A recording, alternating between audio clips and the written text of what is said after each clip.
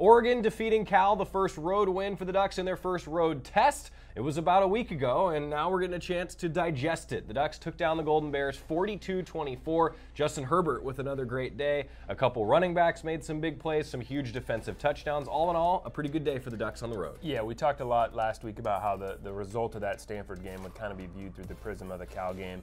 That, you know, where you focused more on the breakdowns that helped Stanford come back, or the great play the first couple quarters of that game that allowed Oregon to get out to such a big lead. You know, I think now after this Cal game, okay, some commonalities developed, jumping out to a big lead and then kind of leaving the door open for a comeback. But they finished well, and I think now we look back on a lot more of those positives from that Stanford game. And again, Justin Herbert's play, Dylan Mitchell's play, some of these young running backs, you know, the timeliness of the defense making some plays in that Cal game.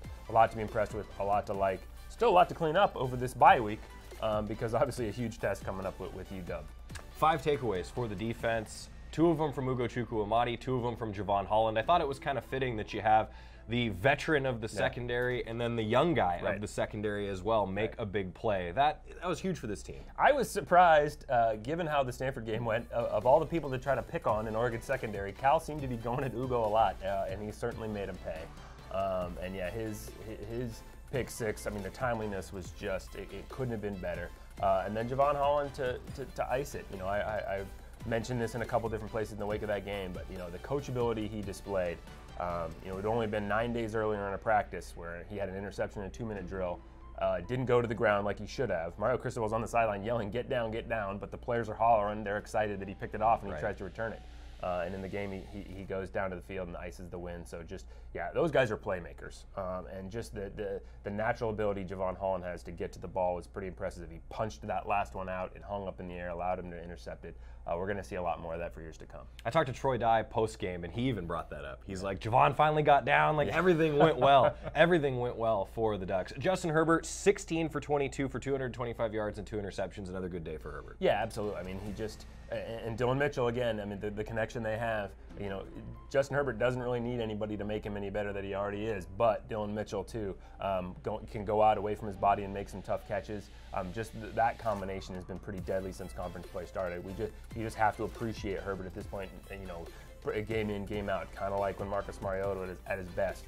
You got to not let yourself take it for granted. At some point in every game, every week, whatever, take a deep breath, say, man, we are watching an elite guy play in an elite level, and that's pretty fun. Hopefully it continues for another year and a half around here, but who knows? You know, enjoy it in the moment.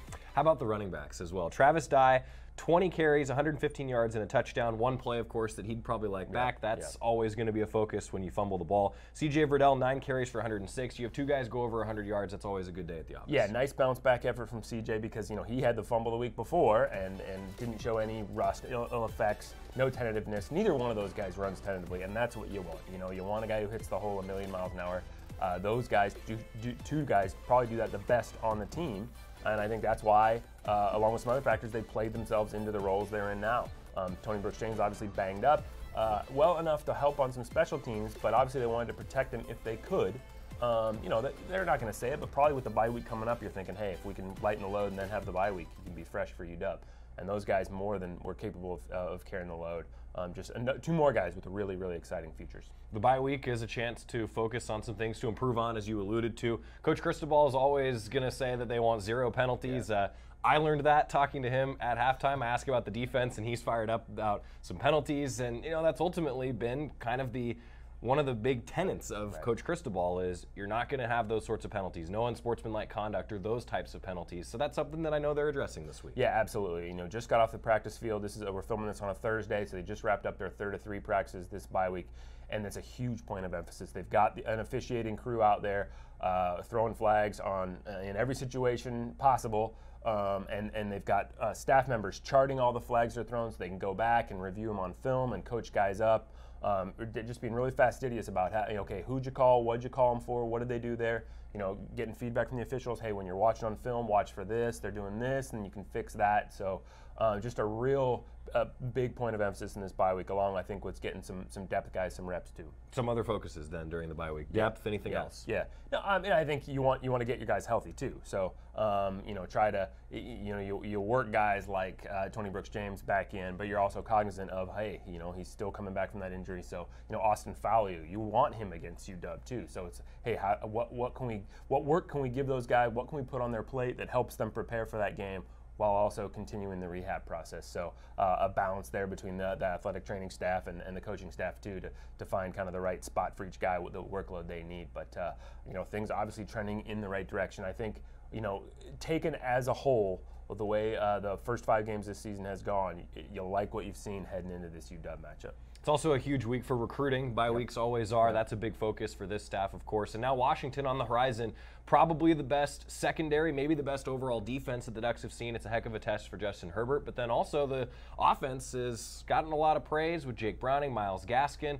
Seems like their offense, though, hasn't quite clicked yet. So I'm really fascinated by this matchup. Some of your keys heading into this one. Well, I think for Oregon, it's just there's some confidence with the line play in particular. The physicality we talked about going into the Stanford game and how much of a test that was going to be, and I think they felt like they passed that test on both sides of the line. Well, here's another team that really tests you up front. I mean, they got NFL dudes on both sides of the line, and they got skilled guys too, as you mentioned. But I think there's a confidence on the line of scrimmage for Oregon offensively and defensively that's much higher than it might have been the last couple of years, about being able to hold your own and play with these guys and win some of those battles, which are so key to winning a football game. I mean, so much of comes down to attitude, and I think they're going into this with the attitude that, hey, we can compete with and beat these guys if some other things go right too. So it's going to be a fascinating matchup.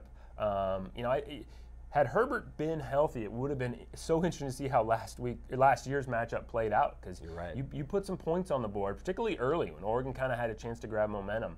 Last year's matchup could have helped ease the wound from 2 years ago. Instead, it's still open a little bit, and we'll find out next week if the Ducks can do something about it. The Ducks are 4-1, 1-1 in conference after winning their first road game, and now they're back at Autzen Stadium coming off of a bye week. Washington in town. It's a 12:30 ABC or ESPN kickoff, the ABC-ESPN family of networks, if you will. That's first of all, great kickoff time, fans. Autzen Stadium, this is going to be electric. Hopefully similar to the Stanford game, honestly. No, yeah, if not louder. I mean, I think everybody who was at that game enjoyed kind of a renaissance for the Autzen Stadium crowd, and I got to think now are looking forward to another chance to bring it. I mean, this is going to be another close game. This is going to be the type of a game that fans can impact. So, I mean, I think people are going to want to be at this game.